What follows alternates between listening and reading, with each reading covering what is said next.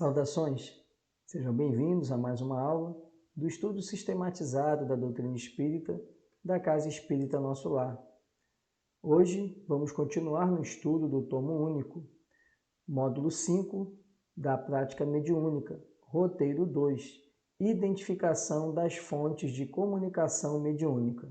O nosso material do ESD inicia a apresentação do tema com a seguinte fala: uma das maiores dificuldades que o médium encontra para a realização da sua tarefa, sobretudo se ele é iniciante, diz respeito à procedência das comunicações que transmite, ainda que tenha conhecimentos sobre os fenômenos anímicos e os mediúnicos.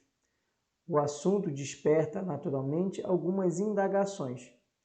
É possível saber com segurança se a comunicação é mediúnica propriamente dita ou é anímica? Será que, sob a evocação de certas imagens, o pensamento do médium não se tornaria sujeito a determinadas associações, interferindo automaticamente no intercâmbio entre os homens da Terra e os habitantes do além? Poderíamos definir o limite onde cessa a ação própria da alma e começa a dos espíritos? Saber distinguir se a comunicação é do próprio médium ou de um espírito demanda tempo e aprendizado. Faz-se necessário observar com atenção a natureza das comunicações, a linguagem e a identidade dos espíritos comunicantes. Não se trata, porém, de tarefa de fácil execução. Entretanto, é possível analisar as principais dificuldades para identificar as fontes de comunicação mediúnica. Como veremos, então, nosso tema de estudo dessa aula se refere ao complexo ato de identificar a origem da comunicação, se é efetivamente uma comunicação advinda de espíritos desencarnados ou se é o próprio pensamento do médium. E aí entra o conceito de animismo que vamos estudar e nos aprofundar durante esse estudo. Distinção entre fenômeno mediúnico e fenômeno anímico. Na obra Obras Póstumas, primeira parte, no item Controvérsias sobre a ideia da existência de seres intermediários sobre o homem e Deus, Kardec faz a seguinte explicação. É por vezes muito difícil distinguir, num dado efeito, o que provém diretamente da alma do médium do que promana de uma causa estranha, porque com frequência as duas ações se confundem e convalidam. É assim que, nas curas por imposição das mãos, o espírito do médium pode atuar por si só ou com a assistência de um outro espírito. Que a inspiração poética ou artística pode ter dupla origem. Mas do fato de ser difícil fazer-se uma distinção como essa, não se segue, seja ela impossível. Não raro, a dualidade é evidente e, em todos os casos, quase sempre ressalta de atenta observação. Aqui Kardec já nos chama a atenção para essa possível dualidade, como ele chama. Podemos nos deparar em comunicações com o pensamento do espírito desencarnado e também o pensamento do médium. E é preciso um exame atento, como ele adverte, para que possamos identificar até que ponto essa comunicação ela sofre ou não interferência. Outro ponto que deve ser levado em conta na distinção de um e do outro fenômeno, além da observação assinalada por Kardec, é o conhecimento sobre mediunidade, seus mecanismos, as influências a que o médium está sujeito, etc. Buscando o símbolo mais singelo, figuremos o médium como sendo uma ponte a ligar duas esferas, entre as quais se estabeleceu aparente solução de continuidade em virtude da diferenciação da matéria do campo vibratório. Para ser instrumento relativamente exato, é-lhe imprescindível haver aprendido a ceder, e nem todos os artífices de oficina mediúnica realizam, a breve trecho, tal aquisição, que reclama devoção à felicidade do próximo, elevada compreensão do bem coletivo, avançado espírito de concurso fraterno e de serena superioridade nos atritos com a opinião alheia. No mediunismo comum, Portanto, o colaborador servirá com a matéria mental que lhe é própria, sofrendo-lhe as imprecisões naturais diante da investigação terrestre. E após adaptar-se aos imperativos mais nobres da renúncia pessoal, edificará, não de improviso, mas à custa de trabalho incessante, o templo interior de serviço, no qual reconhecerá a superioridade do programa divino acima dos caprichos humanos. Atingida essa realização, estará preparado para sintonizar-se com o maior número de desencarnados e encarnados, oferecendo-lhes, como a ponte benfeitora, oportunidade de se encontrarem uns com os outros, na posição evolutiva em que permaneçam, através de entendimentos construtivos. Sendo assim, as influências anímicas diminuirão com o passar do tempo, sem jamais cessar de todo. À medida que o médium adquirir mais conhecimento e mais experiência, porque a mediunidade, como tudo na vida, tem a sua evolução, seu campo, sua rota. Não é possível laurear o estudante no curso superior sem que ele tenha tido suficiente aplicação nos cursos preparatórios através de alguns anos de luta, de esforço, de disciplina. Kardec, então, nos explica que para o médium se desvencilhar do animismo, ou pelo menos reduzi-lo drasticamente, é preciso que ele aprenda a controlar o seu pensamento, controlar os seus impulsos. Por isso que ele adverte que é um processo de capacitação, de treinamento, de evolução do médium. O médium não se faz pronto só porque possui a mediunidade. É preciso, como Kardec adverte, o estudo sobre a mediunidade, a compreensão sobre a mediunidade e cada vez mais o médium se desprender do orgulho, para que, no momento da comunicação, ele não deixe o seu pensamento, as suas vontades, os seus instintos falarem de forma superior em relação à fala do espírito comunicante, seja qual for a situação do espírito. Ele, então, o médium, precisa ter a capacidade de possibilitar a comunicação, diminuindo a sua interferência. Porque, naturalmente, o médium ele é suscetível a querer interferir nessa comunicação. É da nossa condição humana, principalmente por estarmos na matéria encarnados, que o nosso orgulho prepondere ou queira preponderar. E o médium ele precisa se disciplinar. Por isso que vimos no módulo anterior que a disciplina é uma das qualidades do médium. Ele tem que se disciplinar, tem que organizar a sua capacidade moral para que ele possa ser um veículo cada vez mais adequado. Porque durante a comunicação é como se você estivesse conversando com outra pessoa. E se você for querer mudar a frase ou o que a pessoa está dizendo, ou querer corrigir o que a pessoa está dizendo, ou querer atravessar a conversa, o diálogo é sempre difícil. Isso eu estou dando um exemplo entre encarnados. E entre o desencarnado e o médium da mesma forma. O médium, então, principalmente o médium que atua nas comunicações e que ele precisa estar consciente para atuar nessa comunicação, ele tem que ser um instrumento cada vez mais organizado, cada vez mais centrado e silencioso, no sentido de que o pensamento dele não pode interferir na comunicação que está ocorrendo. Vamos analisar agora a linguagem utilizada nas comunicações.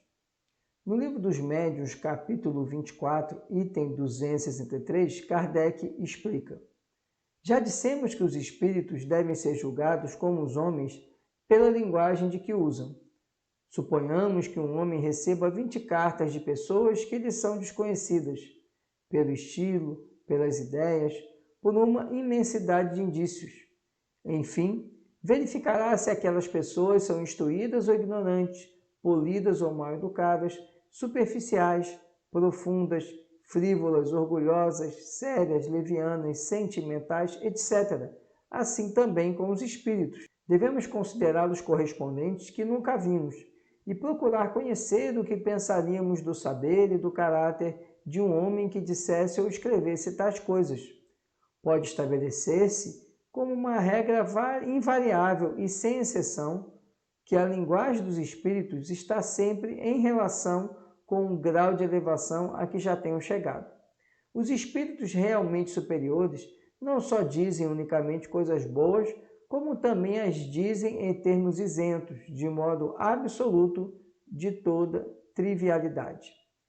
Por melhores que sejam essas coisas, se uma única expressão denotando baixeza as macula, isso constitui um sinal indubitável de inferioridade. Com mais forte razão, se o conjunto do ditado fere as conveniências pela sua grosseria. A linguagem revela sempre a sua procedência, quer pelos pensamentos que exprime, quer pela forma, e ainda mesmo que algum espírito queira iludir-nos sobre a sua pretensa superioridade, bastará conversemos algum tempo com ele para apreciarmos. Kardec, então, no Livro dos Médiuns, apresenta algumas ideias que nos ajudam a compreender a origem da comunicação. Ele então explica, ele dá o exemplo das cartas, que era um dos meios de comunicação usuais na época. Quando se recebe uma carta, ao ler a carta, você tem uma noção, tem uma ideia da pessoa que está se comunicando por aquela carta. E a mesma coisa acontece na comunicação mediúnica, desde que, como vimos no item anterior, o médium não interfira nessa comunicação. Conseguindo superar essa etapa da interferência, ao analisar a comunicação e verificar o conteúdo dela, a forma de se expressar, sua linguagem, nos é possível ter uma ideia daquele que se comunica. E Kardec já dá um aspecto que é bem claro. Os espíritos superiores, os espíritos bondosos, mais avançados na evolução, eles se comunicam sempre por uma linguagem polida, uma linguagem bem serena, e trazem uma comunicação, uma mensagem que é mais orientadora, esclarecedora, confortadora. Os espíritos que tentam se passar por um espírito mais avançado, eles não conseguem manter esse linguajar, e muito menos trazer uma mensagem edificante, uma mensagem de alto cunho moral. E mais, ainda que o espírito queira enganar aqueles participantes da reunião mediúnica, basta dialogar com o espírito por mais um tempo, e que logo se perceberá se esse espírito estará querendo se passar, querendo enganar, querendo se passar por um espírito mais elevado, querendo enganar todos aqueles que estão ali naquela reunião. No Livro dos Médiuns, capítulo 24, item 266, Kardec traz a seguinte orientação: submetendo-se todas as comunicações a um exame escrupuloso, perscrutando-se-lhes e analisando o pensamento e as expressões, como é de uso fazer-se quando se trata de julgar uma obra literária, rejeitando-se sem hesitação tudo que peque contra a lógica e o bom senso, tudo que desminta o caráter do espírito, que se supõe ser o que se está manifestando, leva-se o desânimo aos espíritos mentirosos, que acabam por se retirar, uma vez fiquem bem convencidos de que não lograrão iludir. Repetimos, este meio é único, mas é infalível, porque não há comunicação má que resista a uma crítica rigorosa. Os bons espíritos nunca se ofendem com esta, pois que eles próprios a aconselham e porque nada têm que temer do exame. Apenas os maus se formalizam e procuram evitá-lo, porque tudo têm a perder. Só com isso provam o que são. Eis aqui o conselho que a tal respeito nos deu São Luís. Qualquer que seja a confiança legítima que vos inspire os espíritos que presidem os vossos trabalhos, uma recomendação a que nunca será demais repetir e que devereis ter presente sempre na nossa lembrança. Quando vos entregais a vossos estudos, é a de pesar e meditar, é a de submeter ao cadinho da razão mais severa todas as comunicações que receberdes, é a de não deixardes de pedir as explicações necessárias e formardes opinião segura, desde que um ponto vos pareça suspeito, duvidoso ou obscuro.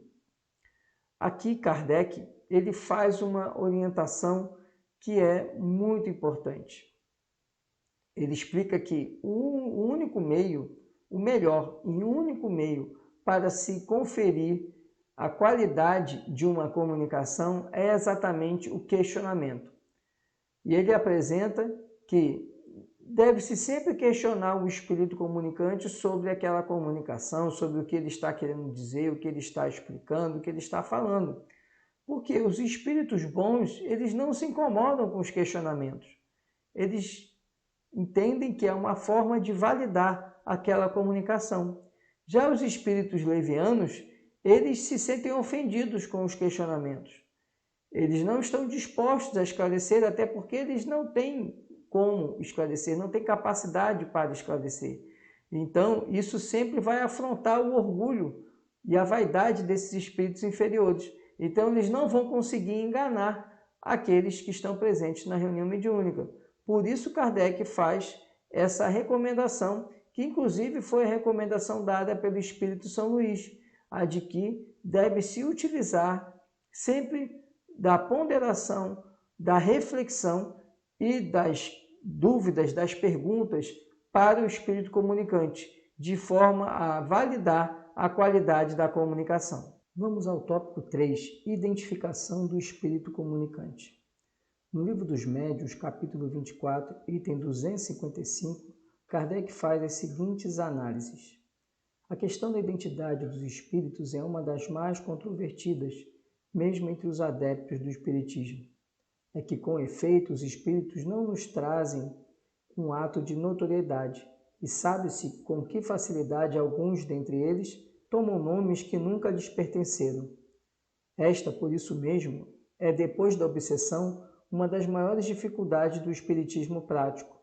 Todavia, em muitos casos, a identidade absoluta não passa de questão secundária e sem importância real. A identidade dos espíritos das personagens antigas é a mais difícil de se conseguir, tornando-se muitas vezes impossível, pelo que ficamos adstritos a uma apreciação puramente moral.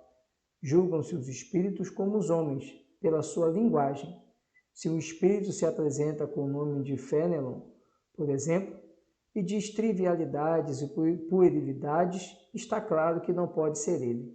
Porém, se somente diz coisas dignas do caráter de Fénelon e que este não se furtaria a subscrever, há, senão prova material, pelo menos toda a probabilidade moral de que seja de fato ele.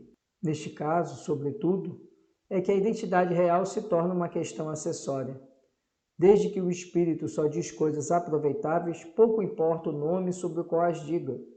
Objetar-se-á, sem dúvida, que o espírito que tome um nome suposto, ainda que só para o bem, não deixa de cometer uma fraude. Não pode, portanto, ser um espírito bom.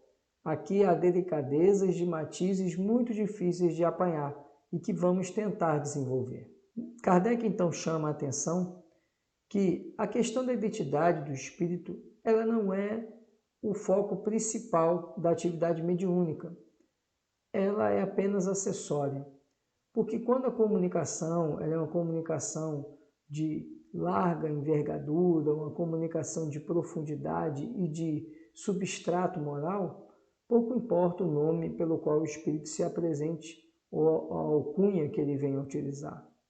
Entretanto, quando o espírito se veste ou se coloca no nome de alguém notável, é preciso avaliar se aquela manifestação realmente está em sintonia com o comportamento, com o pensamento, com a forma de agir que aquele indivíduo teve durante a existência, para que não haja falsas identificações e isso leve a avaliar uma comunicação como notável apenas pelo nome que o espírito assina. Por isso, pouco importa para Kardec, e com razão, a identidade que o espírito se apresente, sendo fator preponderante para a análise da comunicação o teor da comunicação, a qualidade da comunicação, a essência da comunicação. No Livro dos Médiuns, capítulo 24, item 256, que é continuidade do anterior, Kardec fala: à medida que os espíritos se purificam e elevam na hierarquia, os caracteres distintivos de suas personalidades se apagam, de certo modo, na uniformidade da perfeição. Nem por isso, entretanto, conservam eles menos suas individualidades. É o que se dá com os espíritos superiores e os espíritos puros. Nessa culminância, o nome que tiveram na Terra em uma das 1000 existências corporais efêmeras por que passaram é coisa absolutamente insignificante. Notemos mais que os espíritos são atraídos uns para os outros pela semelhança de suas qualidades e formam assim grupos ou famílias por simpatia. De outro lado, se considerarmos o número imenso de espíritos que desde a origem dos tempos devem ter galgado as fileiras mais altas, e se o compararmos ao número tão restrito dos homens que hão deixado um grande nome na Terra, compreenderemos que entre os espíritos superiores que podem comunicar-se, a maioria deve carecer de nomes para nós. Porém, como de nomes precisamos para fixarmos as nossas ideias, podem eles tomar o de uma personagem conhecida cuja natureza mais identificada seja com a deles. É assim que os nossos anjos guardiães se fazem as mais das vezes conhecer pelo nome de um dos santos que veneramos, e, geralmente, pelo daquele que nos inspira mais simpatia. Segue-se daí que se o anjo guardião de uma pessoa se dá como São Pedro, por exemplo, ela nenhuma prova material pode ter de que seja exatamente o apóstolo desse nome. Tanto pode ser ele como um espírito desconhecido inteiramente, mas pertence à família de espíritos de que faz parte São Pedro.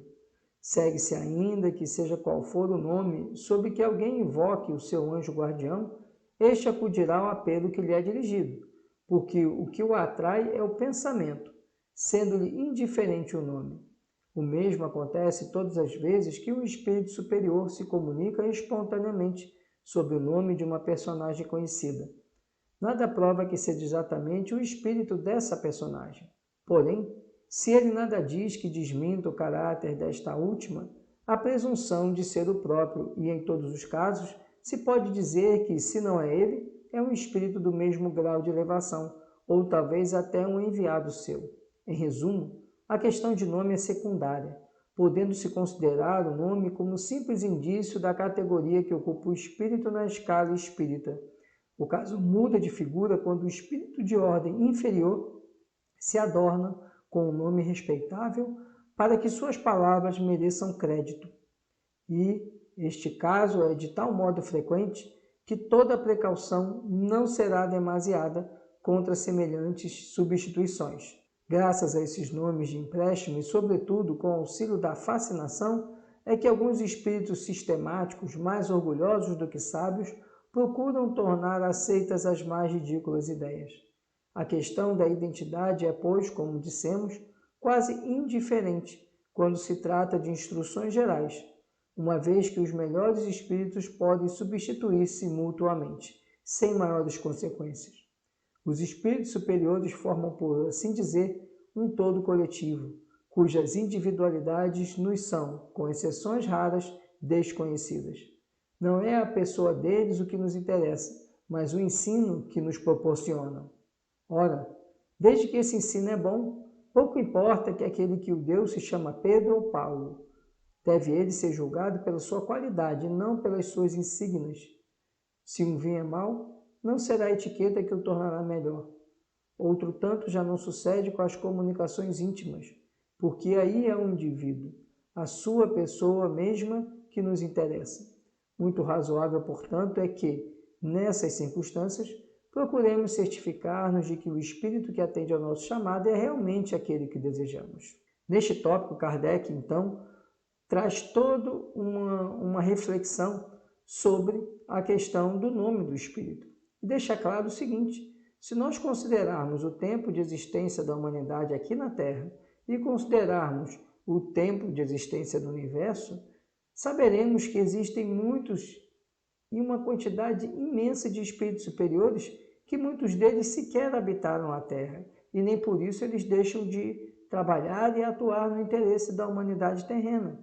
Portanto, muitos dos espíritos que se comunicam sequer são espíritos conhecidos por nós. Conhecidos no sentido de que tiveram um nome, tiveram uma existência aqui na Terra, material. Mas eles ainda assim se comunicam e muitas vezes eles utilizam o nome que é da afeição daqueles que estão recebendo a comunicação. E isso para eles não tem nenhum problema, porque o espírito superior, ele tem uma diversidade tão grande de existências que para ele pouco importa qual o nome que ele utilize, ou pouco importa que ele utilize o nome de alguém que trilhou um caminho notável na Terra, desde que o importante seja o conteúdo de sua comunicação. Por outro lado, ele adverte que é preciso ter cautela com a questão do nome dos espíritos em razão dos grandes equívocos e da própria obsessão da categoria, da fascinação, que o equívoco de se avaliar ser alvo de uma comunicação de um espírito de nome notável pode causar.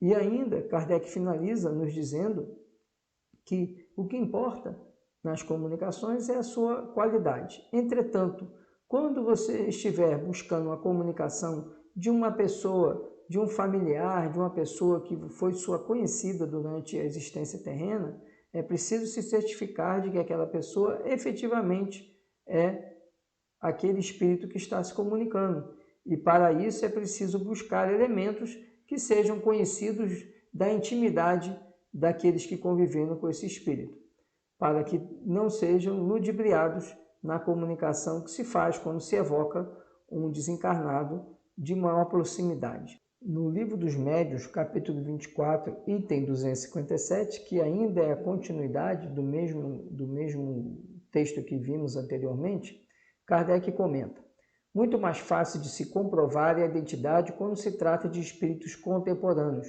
cujos caracteres e hábitos se conhecem, porque precisamente esses hábitos de que eles ainda não tiveram tempo de despojar-se são que os fazem reconhecíveis, e desde logo dizemos que isso constitui um dos sinais mais seguros de identidade. Pode, sem dúvida, o espírito dar provas desta, atendendo ao pedido que se lhe faça, mas assim só procede quando lhe convenha. Geralmente, semelhante pedido o magoa, pelo que deve ser evitado. Com o deixar o seu corpo, o espírito não se despojou da sua suscetibilidade. Agasta-o toda questão que tenha por fim pô-lo à prova. Perguntas há que ninguém ousaria dirigir-lhe, se ele se apresentasse vivo, pelo receio de faltar às conveniências. Porque se lhe há de dispensar menos consideração depois da sua morte? A um homem que se apresente no salão declinando seu nome, irá alguém pedir-lhe a queima-roupa sob o pretexto de haver impostores que prove ser quem diz que é? Certamente esse homem teria o direito de lembrar ao interrogante as regras de civilidade. É o que faz os espíritos, não respondendo ou retirando-se. Façamos, para exemplo, uma comparação. Suponhamos que o astrônomo Arago, quando vivo, se apresentasse numa casa onde ninguém o conhecesse e que o apostrofassem deste modo: dizeis que sois Arago, mas não vos reconhecemos. Dignai-vos de prová-lo, respondendo às nossas perguntas. Resolvei tal problema de astronomia.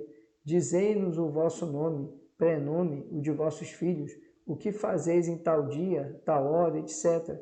Que responderia ele: pois bem, como espírito, fará o que teria feito em vida, e os outros espíritos procedem da mesma maneira.